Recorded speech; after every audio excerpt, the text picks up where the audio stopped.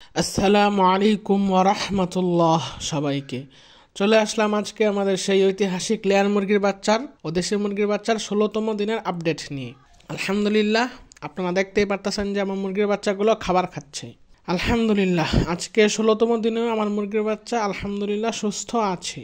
এই ১৬টা দিন ধরে আমি ওদেরকে পালতাছি, একটা মুরগির বাচ্চাও আলহামদুলিল্লাহ অসুস্থ হয় নাই। সবগুলো মুরগির বাচ্চা আলহামদুলিল্লাহ সুস্থ আছে। আর আমি ভ্যাকসিনও দিয়েছি গত পরশু দিন, আলহামদুলিল্লাহ কোনোটা অসুস্থও হয় নাই। যারা ভ্যাকসিন দেওয়ার পর্বটি দেখেন নাই, এই আই বাটনে লিঙ্ক দিয়ে দিচ্ছি, আপনারা দয়া করে সেই ভিডিওটি দেখে নেবেন। আর আজকেও আমি আমার মুরগিকে সাদা পানি দেব, কোনো প্রকার মেডিসিন দিব না।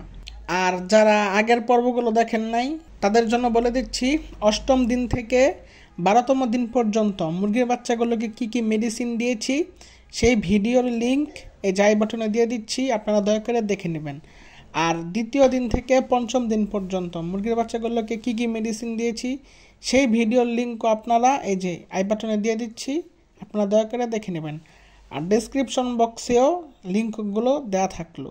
কথাগুলো আমি প্রতিদিনই বলি, আশা করি কেউ বিরক্ত হবেন না, কারণ এই কথাগুলো যদি না বলি তাহলে যারা নতুন ভিডিওটা দেখতেছে তারা বুঝতে পারবে না, তাই এই কথাগুলো প্রত্যেকবারই আমার বলতে হয়।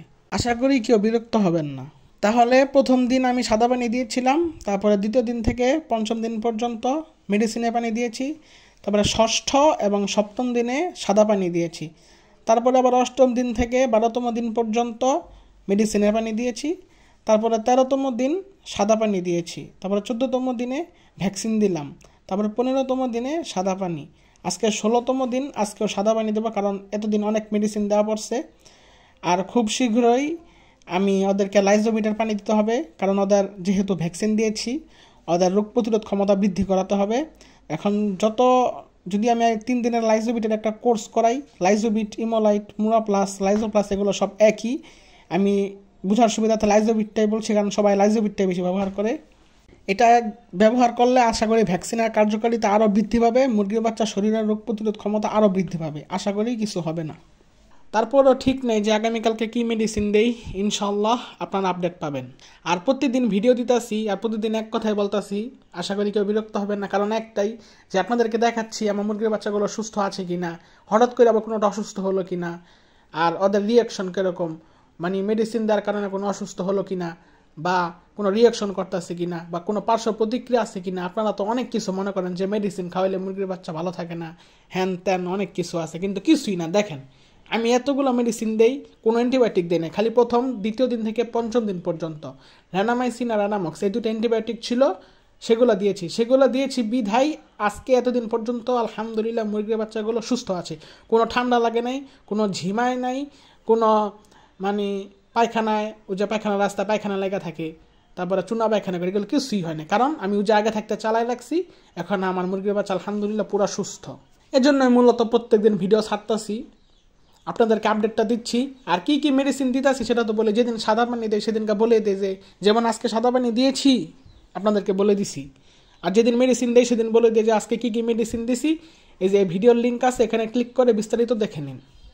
আর যারা পূর্ণাঙ্গভাবে মানে এত ঝামেলা যেতে চাইতেছেন না, মানে আমার পুরো আপডেটগুলো দেখতে চাইতেছেন না, যে এবার কীভাবে পাল্টাছি এটা দেখতে চাইতেছেন না, তাদেরকে বলি আপনারা আমার চ্যানেলে ক্লিক করে মুরগির বাচ্চা পালন প্রশিক্ষণের প্লেলিস্টটার যত ভিডিও আছে, 8টা ভিডিও আছে, 8টা ভিডিও দেখে নেবেন, আপনারা পূর্ণাঙ্গ প্রশিক্ষণ পেয়ে যাবেন।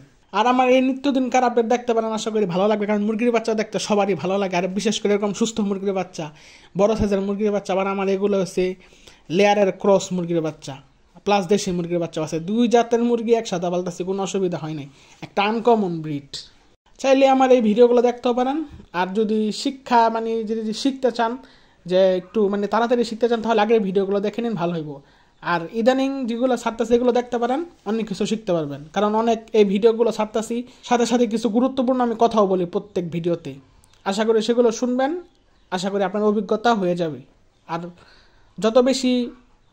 যত বছর মুরগির সাথে থাকবেন আপনার অভিজ্ঞতা তত বাড়বে, আর অভিজ্ঞতা যত থাকবে আপনার বড় মুরগির বাচ্চাগুলো অসুস্থ কম হবে, মারাও কম যাবে ইনশাআল্লাহ। আচ্ছা, তাহলে আজকে বলতে বলতে অনেক কথা বলে ফেললাম, আজকের মতো এখানে ভিডিওটা শেষ করছি। আসসালামু আলাইকুম।